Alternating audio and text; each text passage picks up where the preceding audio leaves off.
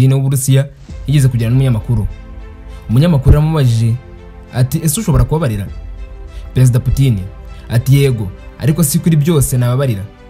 Umunyamakuru ati nijye utakugera ubabarira? Putin atubugambanye. Umunyamakuru atubivuga ikiniga, wigeze ugambanirwa mu buzima bwawe bwose? Putin ati byiza no kutagira icyo mvuga kuri ibyo, gusa navuga ko njyewe nabayeho nahura nabyo cyane, byo ngibyo kugambanirwa niko mbitekereza rwose. Umunyamakuru ati abantu bose bagiye bagira ubwabo kugambanira se? Undi ati biragoye kubyemeza. Ati wasanga byaratewe no kubyemeza nuko nagiye mpitamo gukorana n'abantu batarabagambanyi. Aya ni amagambo ari mu gace gato k'ikiganiro cyakuye mu nkuru ndende ivuga kuri Perezida Vladimir Putin. Tuvuge ku buryo uyu mugabo yaje kugambanira Putin, bikavuga ko rumwe mu bagambanyi ba vuba babajije umutegetsi w'Uburusiya. Mu kwezi kwa gatandatu 2023 Prigozhin yanenze mu buryo bukomeye ubuyobozi bw'igisirikare cy'Uburusiya, abushinja kwanga gutanga ibikoresho by'umwihariko ku barwanyi ba Wagner ndetse no kuyobora n'abo urugamba. Ku itariki ya 23 y'ukwa gatandatu yarahindukiye atangira kurwanya igisirikare cy'Uburusiya.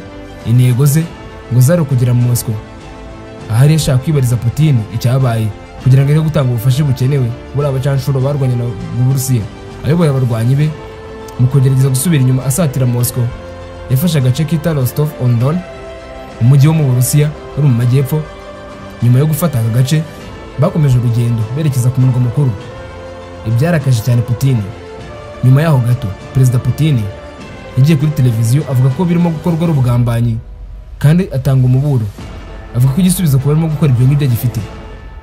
Mu burakari bwinshi yaragize atabo bose bashyizeho umutwe wo kwigomeka bagatunga imbunga abagenzi ba mu gisirikare, bavuze ko bagambariye Uburusiya kandi igisubizo cy'ibyo turagifite. Ndaburira abari muri icyo cyaha ko batakora andi makosa mabi, ahubwo bahitemo inzira imwe yonyine iboneye, ariyo yo guhagarika ibyo barimo.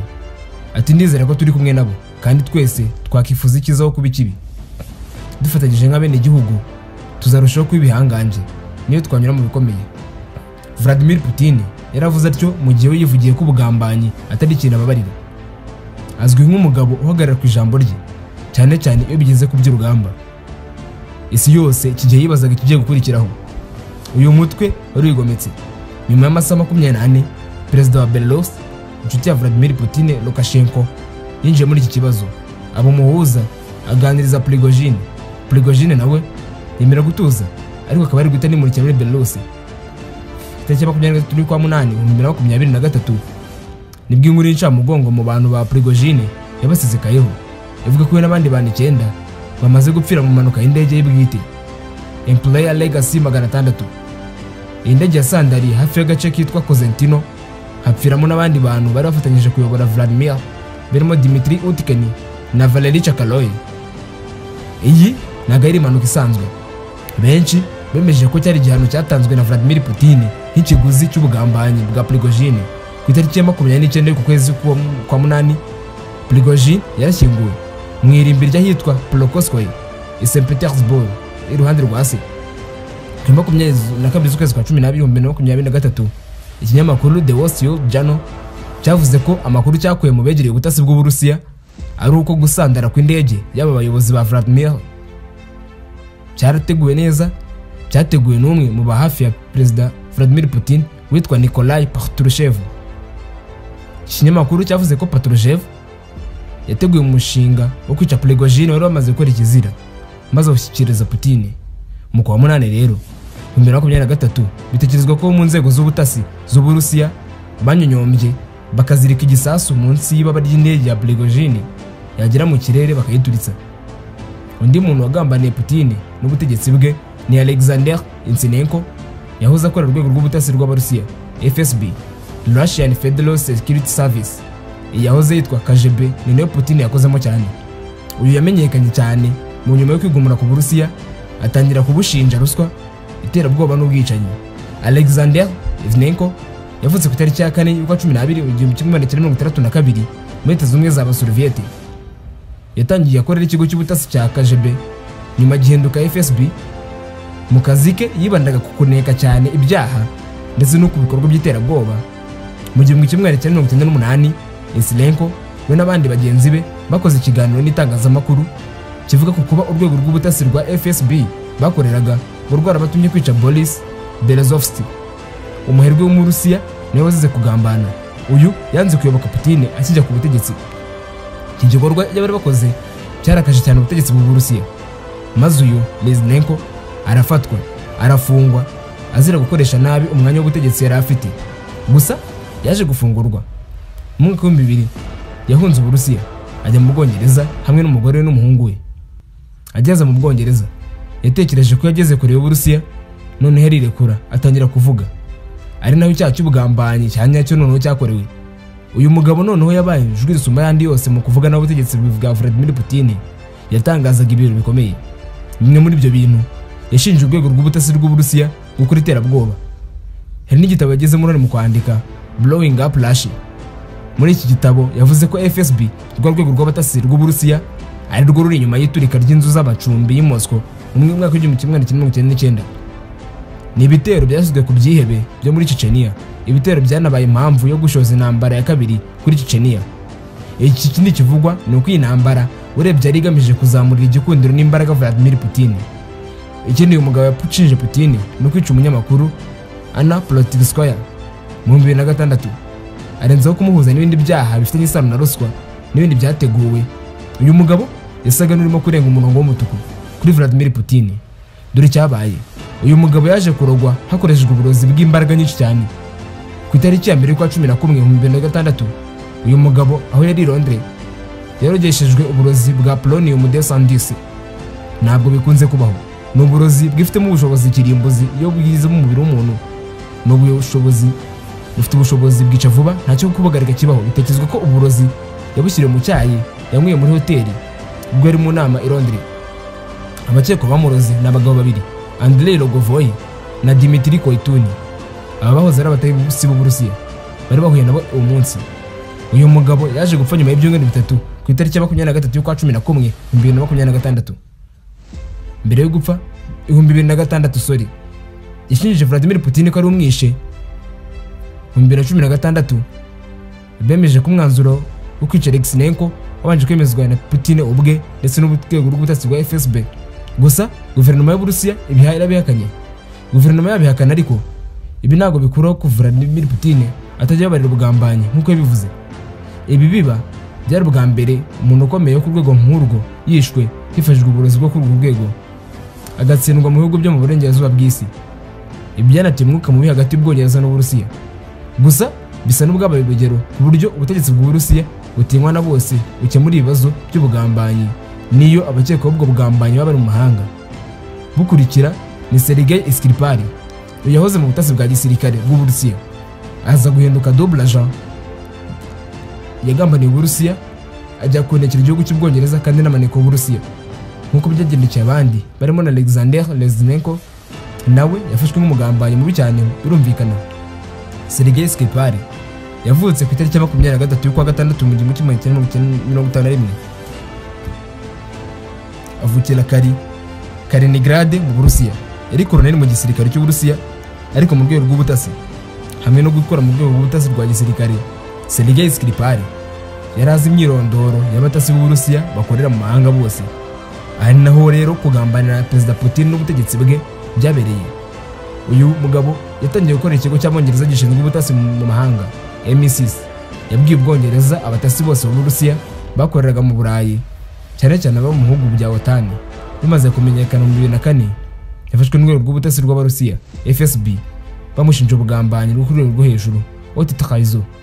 Mu 2006 yakatiwe igifungo cy'imyaka 13, agafungirwa muri gereza icungiye umutekano cyane ku rwego rwa nyuma. Icyakora mu 2010 yakuwe muri gereza yorezwa mu Bwongereza nyuma y'uko hari habaye ikintu cyo guhererekanya imfungwa z'abatasi. Ibyatewe n'uko mu 2010 umugore w'Umurusiya Anna Chapman wari umutasi ukomeye akaba n'umunyamakuru w'umunyamideli ufite muri Leta Zunze Amerika aho ageze kanahatura avuye mu Bwongereza kubera ko yarabonye ubwene igihugu bw'Ubwongereza nyuma nanone yo gushakana n'umugabo w'Umwongereza. Agifatirwa mu bikorwa by'ubutasi, Ubwongereza bwahise bumwambura ubwene igihugu bwabwo ndetse anoherezwa mu Burusiya habaye ikintu cyo guhererekanya imfungwa z'abatasi. Skripal nubwo ari Umurusiya ariko nanone yakoraga n'Abongereza, byatumye nabahorerekanwa nk'uyu mugenzi we akajya kwa mu Bwongereza. Yasajyanwe gutura Salisbury mu Bwongereza, abaho arindira umutekano n'abapolisi b'Abongereza. Mu maso y'Uburusiya, Skripal yari yarakoze ubugambanyi butavugwa, ntabwo ari uko barirwa. Yarafashije ubutasi bw'amahanga kwangiza ibikorwa by'ubutasi bw'Abarusiya. Ku tariki ya 4 2018, Skripal n'umukobwa we Yulia bagaragaye bicaye ku ntebe ahantu mu busitani Salisbury mu Bwongereza. Ntabwo bari bicaye baganira, bari bataye ubwenge. Ubutasi bw'Ubwongereza bwavuze ko bari baruzwe n'uburozi bwa Novichok bwahembwe n'Abarusiya hagati y'umwaka w'1970 n'1980. Uburozi bwari bashyizwe kuri poignée de porte cyangwa se serire y'ubugi, hari abafata bafungura mu nzu yabo, mu nzu ya Skripal. Icyo gihe ubutasi bw'Ubwongereza bwashinjiye icyo gikorwa abatasi babiri b'Uburusiya, Alexander Petrov na Ruslan Bushilov. Aba ngo binjiye mu Bwongereza bakoresha imyirondoro itariyo. CCTV kamera zabafasha mu mashusho kuri uwo munsi mu gace ka Salisbury Skripal yari atuyemo. Uburusiya nyuma bwahakanye byose, bivuga ko abo bagabo bagiye mu Bwongereza mu bukerarugendo, bombi Sergei n'umukobwa we Yulia. Nyuma yaho baje kurokoka urwo rupfu, ariko iki gikorwa cyashyize ukutumvikana gukomeye hagati y'Uburusiya n'Ubwongereza ku yindi nshuro. Nanone Uburusiya bwahise bugirana ibibazo n'Uburayi muri rusange.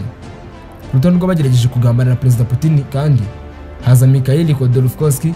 Uyu ni umuherwe wari mu bucuruzi bwa peteroli, akaba n'imirimbanyi bya politiki. Uyu mugabo yari igikomezwa cyane kubera ko nyuma yigeze kuba umuntu ukiza kurusha abandi bose mu Burusiya. Yayoboye Yukos, imwe muri kompanyi zikomeye cyane za peteroli zabayeho nyuma ya Leta Zunze z'Abasovieti mu Burusiya. Bitandukanye n'abandi, uyu ntabwo yagambaniye Putin amena amabanga cyangwa se ikindi cyari cyose, ahubwo yanenze ubutegetsi bwa Putin, atangira kwihana ibyo gufasha amashyaka atavuga rumwe na Perezida Putin. Ibi Putin n'abantu be babonyemo ikibazo gikomeye cyane. Mikhail Khodorkovsky yavutse ku tariki ya 26 y'ukwa gatandatu mu 1963 i Moscow. Yabaye umushoramari akiri muto mu 1980 mu mavugurura ya Mikhail Gorbachev wayoboye bwa nyuma Leta Zunze z'Abasovieti. Uyu mugabo yabaye umwe mu bashinze banki ya Menatep, nyuma aza no gutunga kompanyi ya Yukos yari igomeye cyane mu bya peteroli. Iyi yegukanye mu mwaka w'1990 ubw'ibikorwa byinshi bya leta byegurirwaga bikorera. Mu 2000 yari afite umutungo wa miliyoni 15 z'amadolari y'Amerika, kandi yanavugaga ari kumvikana mu bakire no mu mategeko y'Uburusiya. Mu minsi ya mbere Khodorkovsky yagumye hanze ya politiki, gusa guhera mu 2000 bwo Putin yagera ku butegetsi, uyu muherwe yatangiye gufasha amashyaka harwanya ubutegetsi bwa Putin ndetse n'ibitangazamakuru benenga ubutegetsi. Yatangiye kujya avuga ko muri guverinoma harimo ruswa, ndetse ku kigo cy'ubutasi FSB n'ibiro bya Perezida Kremlin hari ubucuruzi budasobanutse bakora. Yatangiye gusaba byinshi birimo kuvugura ibijyanye n'inzego za politiki, amategeko, ndetse no kureka imiryango itari ya leta igafunguka ku bwinshi. Yavuze ko leta igomba kumvikana na kompanyi zitunganya ibikomoka kuri peteroli zo mu burengerazuba bw'isi. Ibi noneho byasembuye cyane Kremlin, irarakara cyane bitavugwa. Bigeze mu bimwe bavuga ko amatwi ari mu rupfa tumva, nka ibyo yaramaze gukora bitari bihagije. Khodorkovsky yarengeje ko kuvuga ko guverinoma ya Vladimir Putin ari nk'uruganda rw'abanyabyaha. Ibi mu maso y'ubutegetsi bwubatswe na Putin, abakire bose b'igihugu baba bagomba kuba bari mu murongo umwe nawe, byari ukugambana gukomeye. Mu kwa gatatu 2003 uyu muherwe yarafashwe ubwo yari mu ndege bwite, afatirwa muri Siberi n'ubundi iri mu Burusiya. Yafashwe ashinjwa gukora ubucuruzi mu buryo bunyuranyije n'amategeko, ashinjwa kunyereza umutungo n'imisoro. Icyakurikiyeho kuri uyu muherwe no kujya mu buroko. Kompanyi zahise zitangira kugenzurwa na leta. Ikindi akatirwa imyaka 9 y'igifungo. Mu 2013 yararekuwe ku byiswe imbabazi za perezida mbere y'imikino Olympique ya Sochi. Gusa ibi byafashwe nk'igikorwa cyo gushaka guha isura nziza Uburusiya na Putin ubwe ku rwego mpuzamahanga, mu gihe bari bagiye kwakira abashyitsi baturutse hirya no hino ku isi. Khodorkovsky agifungurwa yahise ahunga Uburusiya. Ubu aba mu buhungiro mu Bwongereza, ariko aba no mu Busuwisi abahombi. Ubu ni umunenga cyane Putin, akavuga ko Uburusiya buyoboye mu buryo bw'igitugu n'icyo cya mafia. Khodorkovsky arabizi ko Putin atajya abarira ubugambanyi, ndetse birasa naho yicaye abizi rwose. Ku rutonde rw'abageranye ibibazo bikomeye na Vladimir Putin kandi harimo na Boris Berezovsky, umuherwe wo mu Rusiya, akaba n'umunyamibare, umucuruzi, umunyembaraga muri politike. Yafashije Putin mu minsi ya mbere y'ubutegetsi bwe, gusa nyuma baje kuba abanzi bakomeye. Boris Berezovsky yavutse ku itariki ya 23 y'ukwa mbere mu 1946. nawe ni umuntu wabonye ubutunzi bwinshi mu mwaka w'igihumbi 1990 bw'ubucuruzi bwinshi bwegurwaga bikorera. Imwe mu mirimo yamenyekanyeho ni ukuyobora televiziyo y'igihugu y'Abarusiya, kugenzura kompanyi ikora imodoka ya Aitofaze. Ikindi yari umuntu w'ijambo rikomeye cyane ku butegetsi bwa Boris Yeltsin. Uyu ni perezida abanjije Putin, niwe muhaye ubutegetsi. Ni gute yaje kujyana ibibazo na Vladimir Putin rero? Berezovsky yari umwe mu bagize umuryango w'abaherwe bari bakikije perezida Yeltsin. Igihe rero Yeltsin yiteguraga kwegura ku butegetsi, Berezovsky ni umwe mu bashyigikiye ko hajyaho Vladimir Putin nk'umusimbura wa Yeltsin. Yizera ko Putin agera ku butegetsi azarinda inyungu z'abakire, ikindi agasigasira ko bazakomeza kugira ijambo rikomeye mu butegetsi. Gusa habaye ikinyuranyo. Putin kijya ku butegetsi bwa 2000 yubatse uburyo butuma ari we muntu wenyine ugira ububasha bwinshi kurenza bose mu Burusiya, kandi buri kintu cyose kigashingira kuri we. Buri cyemezo akaba ari ugifata. Aba bakire bose bakabanza kumubaza mbere yuko bagira icyo bakora. Ubukire bwabo akaba ari ubugena. Ninde utunga ngahe, ayakuye he? Mu kubigeraho yagombaga gusenya imbaraga za politike, ndetse n'iri tsinda ry'abaherwe imbaraga ryari rifite zikagabanyuka. Boris Berezovsky ibi ntabwo yabikunze, atangira kunenga Putin, amwita umunyagitugu, amwita umuntu n'igitangazamakuru n'ibindi. Kanle yamwanyije kumugabaho ibitero bishingiye ku mategeko n'ubukungu we na kompanyi ze. Mu 2000 Berezovsky yahungiye mu Bwongereza atinya gufungwa kubera ibyaha bya fraude no kunyereza umutungo w'igihugu. Akigera i Londres yakomeje kwibasira Vladimir Putin, avuga aho i Londres mu minsi ya mbere yafashaga abaturage b'Abarusiya, abanyamakuru n'abandi bose bahunze batavuga neza ubutegetsi bwa Putin, barimo nka Alexander Litvinenko twavuze mu kanya.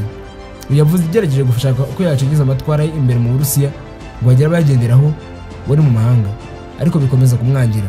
Bivuga ko yanagerageje gutegura guhirika Putin, nabyo biranga. Ari mu buhungiro yarakatiwe n'urukiko rwo mu Burusiya adahari, bamukatiye gufungwa imyaka 13. Ni kenshi Uburusiya bwamusabye Ubwongereza, ariko Ubwongereza burabyanga. Boris Berezovsky yapfuye ku itariki ya 23 y'ukwa gatatu mu 2013, apfiriwe mu rugo Berkshire mu Bwongereza. Icyo gihe umurinzi we niwe waje kumusanga mu bwogero yapfuye, afite umugozi mu ijosi yimanitse. Byaje kugaragara ko yiyahuye, ariko nanone bimenyetso simusiga birabura. Abongereza bemeje ko ashobora kuba yariyahuye, na cyane ko yari afite umwenda cyangwa se amadeni menshi, ikindi afite ibibazo byo mu mutwe. Gusa nanone bakavuga ko ntawamenya kuko abo yarahanganye nabo batoroshye, by'umwihariko Putin utajya ubabarira ubugambanyi bwe bwose. Hari n'abandi bagiye batavuga rumwe na Putin, iherezo ryabo rikaba ribi cyane. Harimo nka Alexei Navalny wapfire muri gereza yo mu Burusiya mu 2024. Hari Gennady Gutkov ubwo yabaye umutasi ukomeye wa KGB, none ajya mu nteko nshinga amategeko ayivamo hunga. Hari kandi abadiplomate bagiye baguma iyo bagiye nka Boris Bondarev wari umudipolomate w'Uburusiya mu muryango w'Abibumbye, ariko akegura mu 2022, aho yavuga ko intambara barwana na Ukraine ari icyaha kirimo gukorwa n'Uburusiya. Hakaza kandi Lavil Maganonove bafite kompanyi ya peteroli nayo yapfuye mu buryo budasanzwe mu 2022. Byari nyuma y'amagambo yo gusaba ihagarara ry'ibitero kuri Ukraine. Aba bose kimwe n'abandi tutavuze kuri uru rutonde nabo byemejwe ko bagiye batemeranya na Vladimir Putin, bamwe bagashinjwa ibyaha byo kumugambanira no kugambanira guverinoma ye, ariko iherezo ryabo rikaba ribi. N'abandi batavuga rumwe n'ubutegetsi bwa Putin, ndetse n'abafatwa ko bafatwa ubugambanyi bari mu mahanga, umunsi wabaye mu bwoba bukomeye cyane nyuma y'uko byemejwe bidasubirwaho ko Vladimir Putin ashobora kubabarira byose usibye ubugambanyi.